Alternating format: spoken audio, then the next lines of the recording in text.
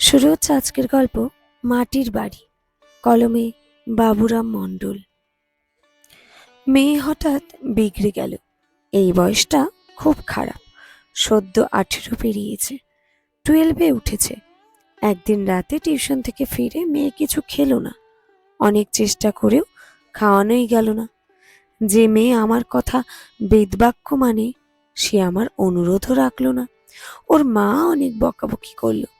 ওর দেখাশোনার personal aunty অনেক বোঝালো। গানের টিচার এসে ফিরে গেল, কিন্তু কেউই সাকসেসফুল হলো না। অনেক রাতে মেয়েকে আমার ঘরে ডেকে মাথায় হাত বুলিয়ে জানতে চাইলাম, কি হয়েছে, অমন করছো কেন? মেয়ে কিছুতেই বলবে না, চুপ করে আছে।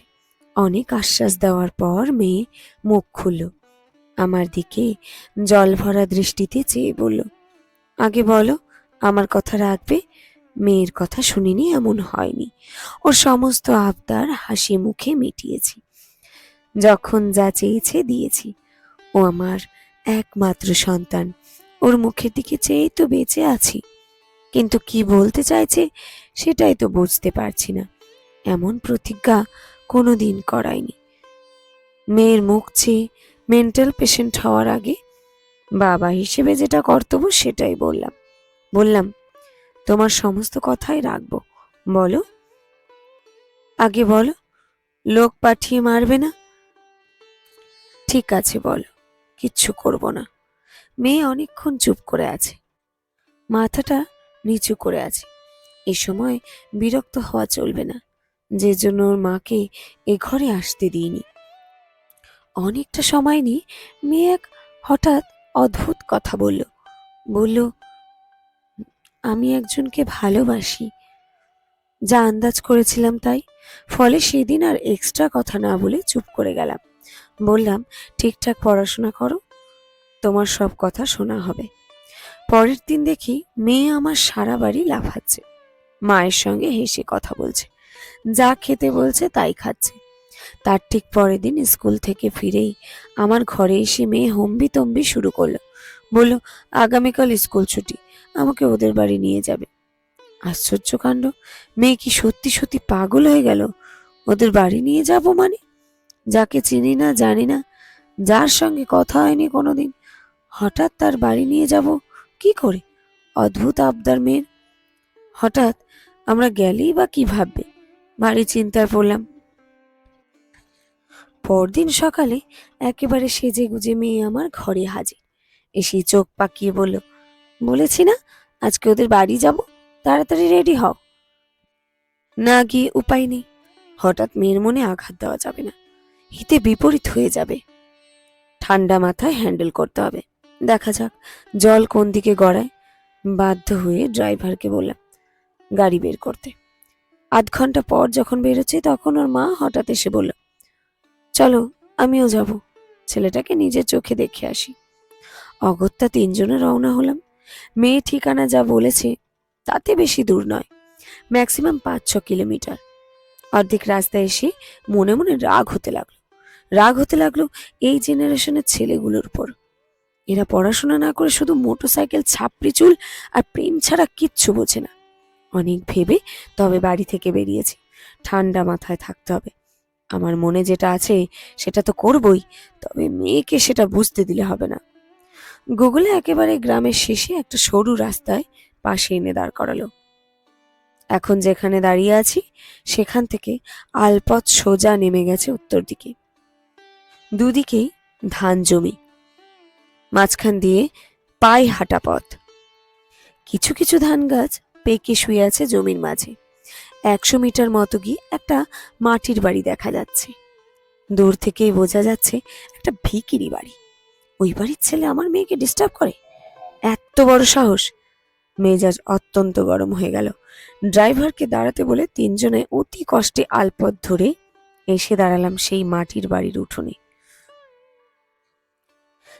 তাকিয়ে দেখি আমার মেয়ের বয়সী একটি মেয়ে অত্যন্ত মনোযোগ দিয়ে উঠোনের মাঝখানে গোল করে লেপছে।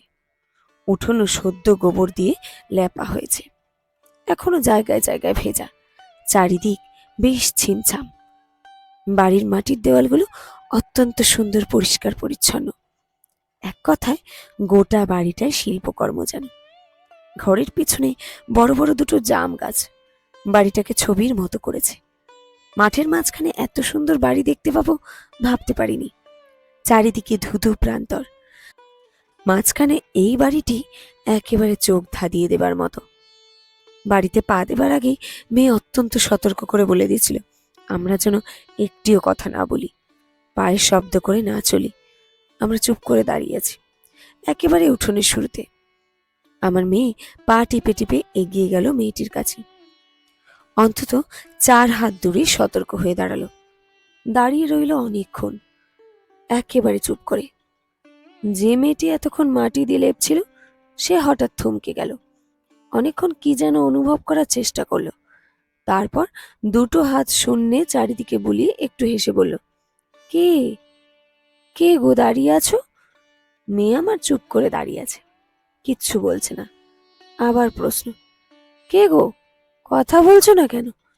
বলেই মেয়েটি উঠে দাঁড়ালো, এক পা এগিয়ে এলো। তারপর হঠাৎই বলল, কে, কণা? বলেই কিছু একটা অনুভব করার চেষ্টা করে। আবার বলল, আমি কিন্তু তোমায় ঠিকই চিনেছি কণা। আমার মেয়ের নাম কণা, কিন্তু মেয়েটি এভাবে কথা বলছে কেন? ও কি চোখে দেখতে পায় না? অন্ধ? অন্ধ হলে কণাকে চিনল কি করে? সঠিক নাম বলল কি করে? ভারী আশ্চর্য। আমার মেয়েটি কিন্তু কোনো উত্তর দিল না, চুপ করে দাঁড়িয়ে দাঁড়িয়ে শুধু দেখতে লাগলো। অনেকক্ষণ দেখার পর কণা আমার কাছে ফিরে এলো। আশ্চর্য, তাকিয়ে দেখি মেয়ের চোখে জল। কাছে এসে বাহাতে চোখ মুছে বলল, দেখো বাবা, দেখো, ও দেখতে পায় না, কিচ্ছু দেখতে পায় না, জন্মান্ধ। অথচ আমায় ঠিক চিনতে পারল। আমার শরীরের গন্ধ পর্যন্ত ও চেনে। ওকে আমি ভালোবাসি, খুব ভালোবাসি। ও আমাদের স্কুলের ফার্স্ট গার্ল। খুব ভালো মেয়ে বাবা। আমিও স্তম্ভিত হয়ে গেছি। মেয়ে আমার তাহলে এর কথা বলছে, এর জন্য এমন উতলা হয়ে উঠেছে। মাথা থেকে এক বিরাট বোঝা নেমে গেল যেন। হঠাৎ শরীরটা হালকা হয়ে গেল। বিরাট দুশ্চিন্তা থেকে মুক্ত হলাম। একটু থেমে মেয়ে আমার আবার বলল, ও আমায় একদম ভালোবাসে না, আমি কিছু দিলে নেয়ই না। অথচ ওর টিফিন আমায় রোজ দেবে, না খেলে চোখের জল ফেলবে, বলবে গরিব অন্ধ মেয়েটাকে ব্যথা দিস না রে। একটু থেমে আবার বলল, তুমি কিছু বলো বাবা। পাগল মেয়ে কাকে বলে? 2 বান্ধবীর স্কুলের অভিমান। হঠাৎ মনটা কেন যেন ভালো হয়ে গেল। ধীরে ধীরে মেয়েটির সামনে গিয়ে দাঁড়ালাম। আদর করে বললাম, আমার মেয়েটাকে ভালোবাসো না কেন তুমি? নাম কি তোমার? মেয়েটি এতক্ষণ চুপ করে দাঁড়িয়েছিল। মেয়েটিও সম্ভবত খুবই অবাক হয়েছে। আমার কথা শুনে অত্যন্ত গম্ভীর হয়ে বলল, আমার নাম দিয়া কাকু। আপনি তো কণার বাবা। আন্টিকে এনেছেন, ডাকুন না একটু, আমি স্পর্শ করে দেখব। মেয়েটির কথা এত মায়া ভরা, সত্যি মুহূর্তে ওকে ভালো লেগে গেল। এত সুন্দর মেয়েটির চোখ দুটো নেই ভেবে খুব কষ্ট পেলাম। আবার আদর করে বললাম, আমার মেয়েটাকে ভালোবাসো না কেন গো? সারাদিন শুধু তোমার কথা ভাবে। দিয়া হাত দুটো বাড়িয়ে দিয়েছে, সম্ভবত কথা বলার আগে এমন করে। দুটো হাত একসঙ্গে নাড়িয়ে বলল, কে বলল কণাকে আমি ভালোবাসি না? খুব ভালোবাসি তো। কণা এবার দৌড়ে গিয়ে দিয়ার একেবারে মুখোমুখি দাঁড়ালো।